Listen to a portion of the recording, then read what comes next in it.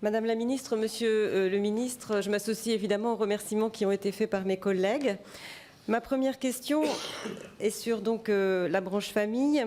Le PLFSS 2019 prévoit une revalorisation des prestations familiales à hauteur de 0,3% pour 2019 et pour 2020.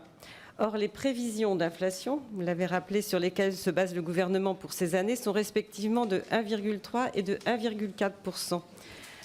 Par conséquent, cette moindre revalorisation des prestations ne prive-t-elle pas les familles bénéficiaires d'allocations familiales, alors que vous prévoyez en fait un solde positif pour la branche famille qui s'élèvera à 1,2 milliard d'euros en 2019 ? Comment justifier finalement ce décalage auprès des familles ?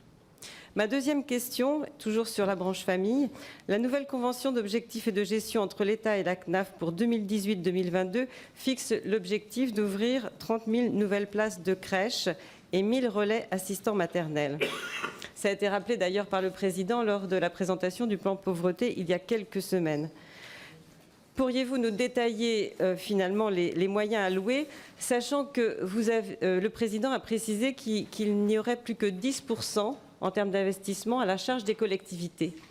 Mais on le sait tous ici, et notamment ceux qui ont eu la charge de collectivités, ce n'est pas tant l'investissement qui pose problème, c'est le fonctionnement, avec le taux d'encadrement. Et dans les précédents plans, on voit bien que c'est ce qui a fait obstacle justement à la création de nombreuses places de crèche.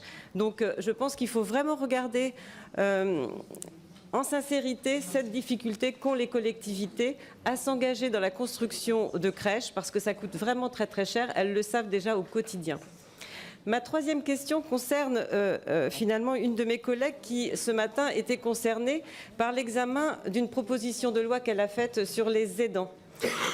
Et donc nous examinions cette PPL à laquelle elle tient beaucoup. Il s'agit donc de Jocelyne Guidez.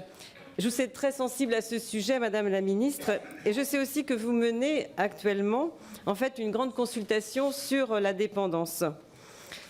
Et que, donc, la tentation du gouvernement sera de repousser probablement cette PPL.